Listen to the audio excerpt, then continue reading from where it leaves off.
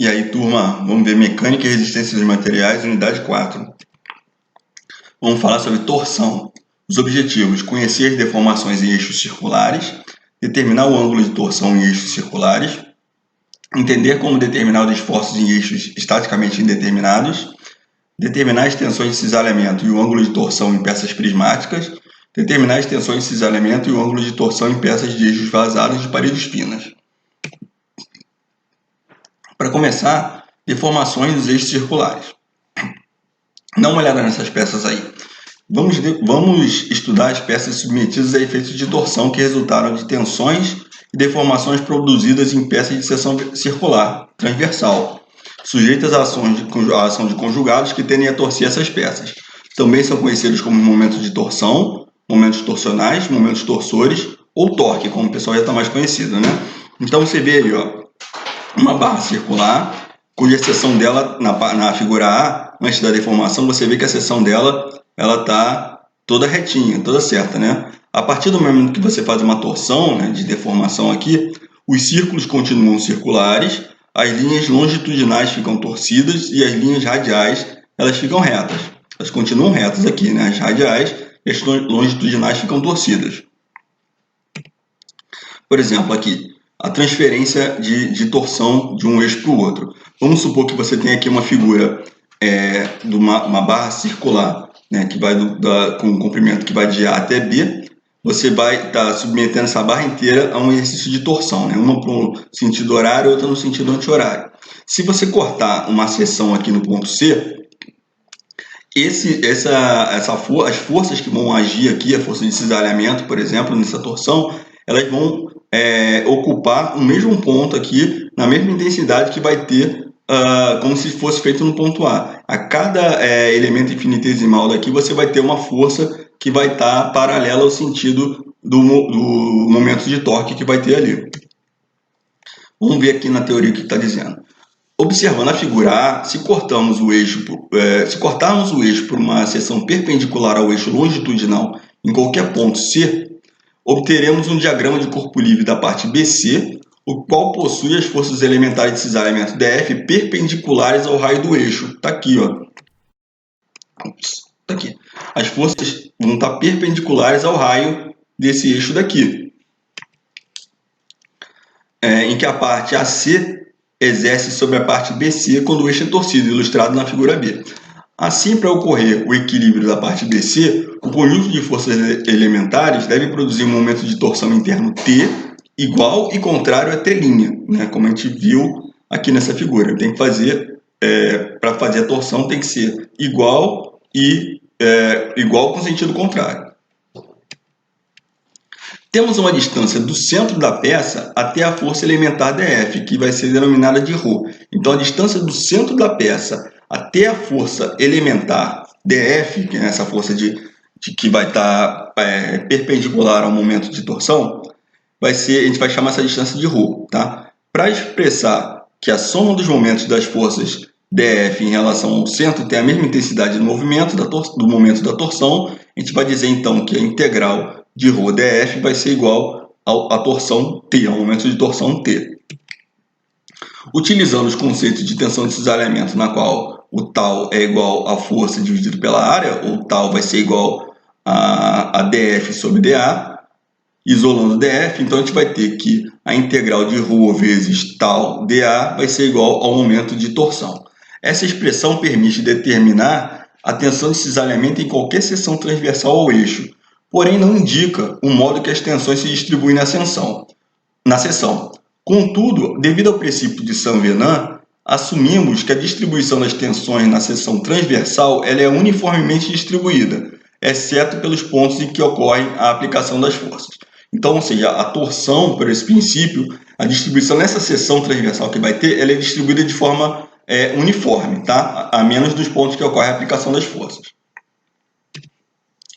As deformações nos eixos circulares podem ser exemplificadas supondo que um eixo circular está fixado a um suporte indeslocável por meio de uma de suas pontas e a outra extremidade está livre e com o momento de torção T aplicado ao seu eixo de giro. Então a gente está vendo ali na figura a barra circular AB, ela está engastada em B, ela está presa em B. e a gente vai fazer a torção em A.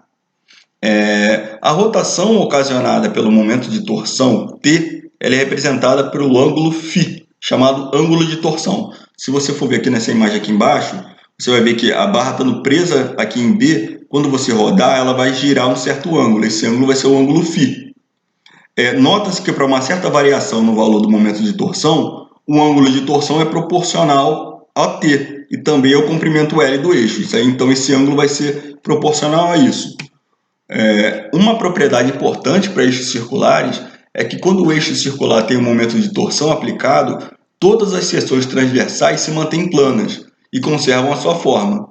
É possível observar que esse acontecimento na figura A aqui embaixo, que compara uma seção circular e uma seção prismática, uma seção retangular, a qual apresenta deformações em todas as seções. Se você cortar uma seção na figura A e cortar uma seção na figura B, você vê que há uma diferença entre as duas. A seção em A se mantém plana e a seção em B não, ela fica com a torcida, né?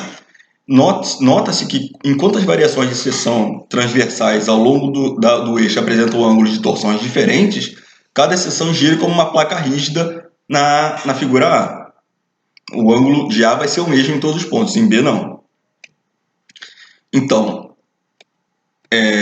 gama vai ser igual a ρ φ dividido por L. Gama é o ângulo da deformação de cisalhamento em radianos. Ρ é o raio do cilindro, φ é o ângulo de torção em radianos e L é o comprimento do cilindro. Assim, temos que a deformação de cisalhamento em uma barra circular, seja maciça ou vazada, varia linearmente com a distância ao eixo da barra. É a fórmula que a gente vai usar. E aqui você vê algumas variações de torção aqui em A, em B e em C. Tá? Vamos dizer aqui que você vai ter uma torção em A, que tem um ângulo φ, como a gente já tinha visto na figura. E aqui você vai ter uma figura em B, uma figura interna, um cilindro interno em B, e vamos ver a variação dele com relação a A. Para determinarmos a deformação de cisalhamento máximo na superfície da barra circular, devemos considerar que ρ é igual a C. Deixa eu ver uma coisa aqui. Tá.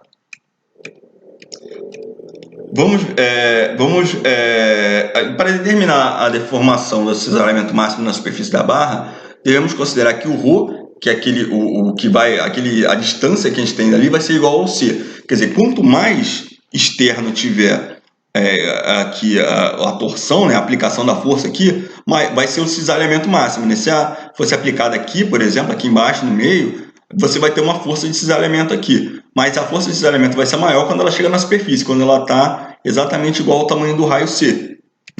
Então, a tensão de cisalhamento máxima, a deformação máxima, vai ser o C, que é o raio, vezes o φ, que é o ângulo, dividido pelo L. Eliminando o φ nas equações anteriores, podemos escrever a deformação de cisalhamento gama a uma distância ρ do eixo da barra. Então, vai ser a relação que a gente vai ter entre um ponto de aplicação do eixo da barra pelo raio total da barra, que vai ser a relação entre o gama e o gama máximo, a deformação e a deformação máxima de cisalhamento. Vamos ver como é que é a tensão no regime elástico.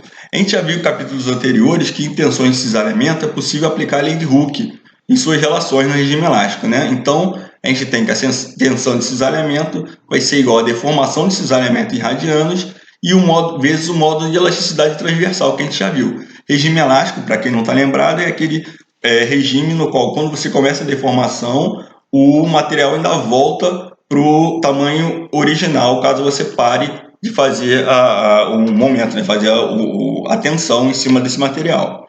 Então está aqui. A representação então é tal igual a γg.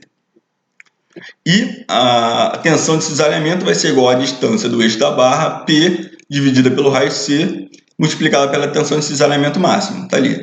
E a tensão de cisalhamento máxima vai ser igual a tensão T multiplicada pelo raio C e dividida pelo momento de inércia polar J. Então, são as fórmulas que a gente usa no regime elástico. O momento de inércia polar para uma barra de seção circular é dada por πd a quarta dividido por 32. D é o diâmetro. No caso de eixo circular de seção vazada com diâmetro D1 e diâmetro externo D2, o momento polar de inércia J vai ser dado por π vezes D2 menos D1, ambos a quarta, dividido por 32. Então, se você tiver uma seção circular vazada, quer dizer, tiver um tubo dentro de outro tubo, vai ser a diferença entre os dois diâmetros. Ângulo de torção no regime elástico. Estudaremos o ângulo de torção ocasionado pelo momento de torção aplicado na peça e desenvolveremos uma relação entre o ângulo de torção φ do eixo circular e o momento de torção que se aplica ao eixo. Vamos ver como fica o ângulo de torção do regime elástico. Vamos considerar algumas questões. A deformação nos eixos circulares em qualquer parte do eixo estudado apresentará características de materiais elásticos. Vai estar tudo no regime elástico. Teremos o comprimento L com seção uniforme de raio C, havendo ação no momento de torção T em uma de suas extremidades, a outra é fixa. Vamos considerar como se fosse aquela barra engastada, como a gente já viu no exemplo. Aqui, Então, aqui a gente está vendo a relação que a gente tem dentro do regime elástico, São as fórmulas todas do regime elástico. A deformação de cisalhamento máxima, C vezes φ dividido por L. A deformação máxima vai ser, ainda dentro dessa fórmula da tensão, aqui vai ser o momento torção T vezes o raio C dividido pelo momento de inércia polar G e o módulo de elasticidade J vezes o módulo de elasticidade G, e o φ vai ser T vezes L, que é o comprimento, dividido por J, que é o momento de inércia, e G, o módulo de elasticidade. Então, já acabei descrevendo tudo aqui, tem aqui as unidades. O ângulo de torção ele pode ser desenvolvido para um único eixo, como demonstrado até agora. Mas também, caso tenha uma associação de vários eixos, é só você fazer uma somatória dessa fórmula daí, para você descobrir o ângulo. Caso o módulo de elasticidade G não seja determinado, é possível, por meio de uma relação de módulo de elasticidade longitudinal e coeficiente de Poisson V, determinarmos mediante a relação. O módulo de elasticidade vai ser o módulo de elasticidade longitudinal dividido por 2 vezes 1 mais o coeficiente de Poisson. Falando agora de eixos estaticamente indeterminados. Estudaremos agora situações em que as extremidades estão confinadas. As barras e os eixos estudados anteriormente eram estaticamente determinados, pois todos os torques e torções internas e suas reações poderiam ser dimensionados através de diagramas de corpo livre. Caso haja alguma restrição, como esses encastamentos, as equações de equilíbrio não serão suficientes para determinar os torques e reações internos. Essas barras ou eixos serão chamadas de estaticamente indeterminados. Então, como é que a gente vai calcular com um eixo estaticamente indeterminado? O primeiro passo é escrever as equações de equilíbrio obtidas por meio de diagramas de corpo livre da situação do exercício. Assim, as reações a serem determinadas ficam conhecidas e será possível desenvolvê-las para determiná-las. Ver tensão de cisalhamento, tensão normal, momento de torção, tem que descrever as equações todas de equilíbrio.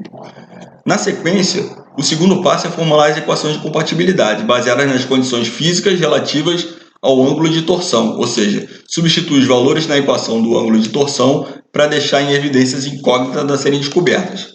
O terceiro passo é relacionar os ângulos de torção aos torques pela relação de torque e deslocamento por causa da equação daquela que a gente está vendo agora. Depois de introduzir essas relações nas equações de compatibilidade, elas também se tornam equações, tendo o momento de torção ou torque como incógnitas. Por fim, deve-se obter um momento de torção desconhecido, resolvendo-se simultaneamente as equações de equilíbrio e compatibilidade, ou seja, resolvendo através do sistema linear. Aqui, por exemplo, por meio das equações de equilíbrio, sabemos que a soma dos torques é igual ao carregamento aplicado. Então, nossa equação de equilíbrio vai ser T igual a T1 mais T2. Vamos supor que você tem ali na figura, ali na figura C, você tem um tubo cobrindo uma barra.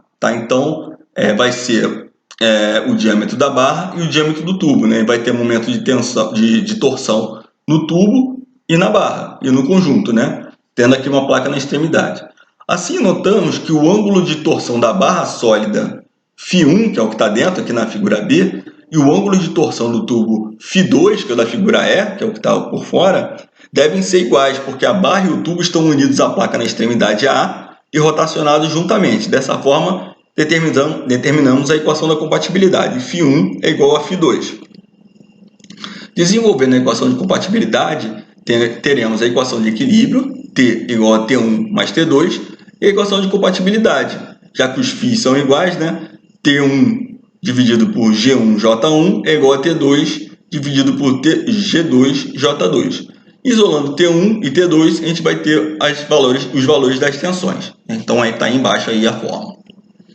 Falando agora de torção em seções prismáticas. A gente já viu que a seção prismática ela não fica igual a seção circular.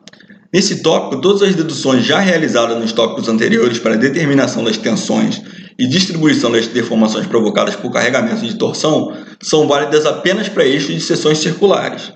Foi estabelecido que as seções transversais permanecem planas após a deformação e mantêm sua forma, isso na seção circular.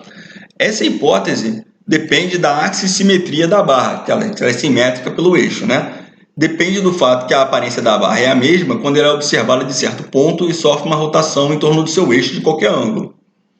Uma barra de seção quadrada, por sua vez, ela mantém a mesma aparência se gerar 90 graus ou 180 graus, suportando que um eixo quadrado seja rotacionado. Podemos mostrar que as diagonais de seção transversal da barra, bem como as linhas que ligam os pontos médios dos lados, conservam-se em linhas retas. Porém, qualquer outra linha se deformará quando a barra for torcida, devido à falta de axissimetria e a própria seção transversal sairá do seu plano original. Vocês podem ver aqui pelo desenho como é que fica, né, a seção torcida. Outra situação importante é que as equações referentes à distribuição de deformações e tensões em um eixo circular de materiais elásticos não podem ser usadas para seções prismáticas, pois uma barra de seção quadrada não tem a distribuição de tensões linear a partir do eixo da barra, variando com a distância do centro da seção, que leva o máximo de tensões nos vértices do quadrado.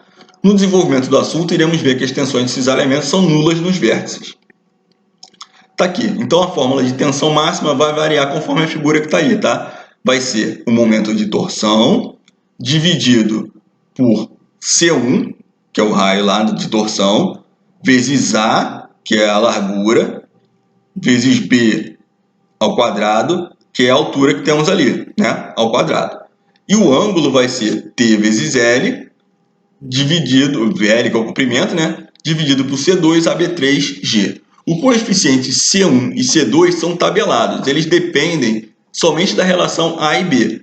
Quer dizer, por exemplo, se a relação A e B for 1, quer dizer, o A vai ser igual ao B, o C1 vai ser 0,208 e o C2 vai ser 0,1406. E por aí você vai vendo pela tabela qual é a relação de um para outro. Se o outro for 5 para 1, vai ser 0,291 C1 e 0,291 também o C2. E aí vai variando conforme as dimensões da figura. Último tópico dessa unidade, torção em eixos vazados de paredes finas. Os conceitos aprendidos na teoria da torção até o momento são aplicáveis a barras sólidas ou vazadas de seção transversal circular. As seções circulares apresentam grande desempenho para resistir à torção e geralmente têm maior uso. Porém, estruturas leves como aeronaves, veículos espaciais, automóveis de competição usam membros tubulares de paredes finas com seções transversais não circulares, exigindo resistência à torção.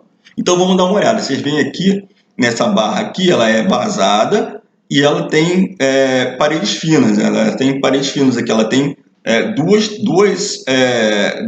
diâmetros aqui, T, né? Vocês veem que são T's diferentes aqui. Então, qual vai ser a relação que a gente tem? Vai ser tal é igual a T dividido por 2TA, onde tal é a tensão de cisalhamento, até se houve variação de espessura, né? Tem que ver se tem variação de espessura, né? T é o momento torsor aplicado, o Tzinho, né, o T menor, é a espessura da parede de estudo, né? Ou seja, está aqui, ó, o T vai ser a variação, a espessura dessa parede aqui, né? Já que o material é vazado, e A é a área delimitada pela linha média da espessura da parede.